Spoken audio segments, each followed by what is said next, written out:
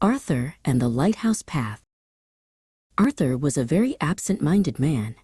Before he began his grand voyage, he had started a very strange diet. He ate only radishes and pungent horseradish for every meal. He believed this would give him energy, but it mostly just made his nose tingle. On a gloomy Easter morning, Arthur met Pastor Alaric at the edge of the village. They had planned to travel toward the coast together. Alaric looked at Arthur's bag of radishes and sighed. "I hope you have enough strength for the walk," the pastor said kindly.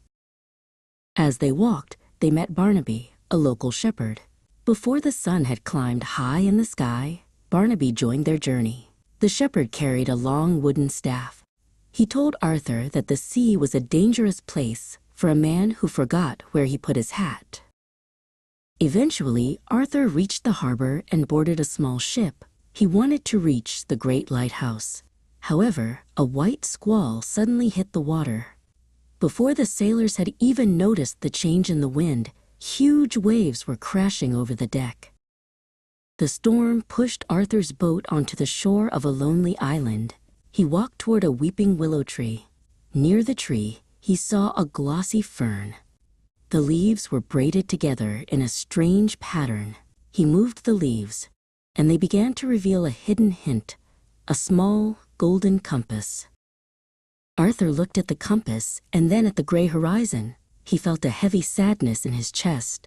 He realized that he had lost his way long before the storm arrived. He had followed the wrong stars because he had been too busy thinking about his radishes. He watched the seagulls flying high above and felt envious of their direction. He felt a sense of betrayal, as if his own mind had played a trick on him. He sat on a cold stone and wondered if he would ever see Alaric or Barnaby again. "No more monkey business," Arthur shouted to the wind. He knew he needed endurance to find the lighthouse. He remembered the wisdom Barnaby had shared about the tides. He stood up and began to climb the steep, rocky path toward the highest point of the island. At the top of the hill, he found a small stone hut. Inside, he found a fresh simnel cake sitting on a plate.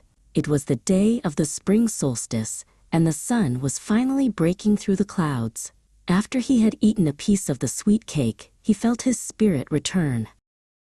From the window of the hut, the path to the lighthouse was finally clear. Arthur walked toward the tall tower with dignity.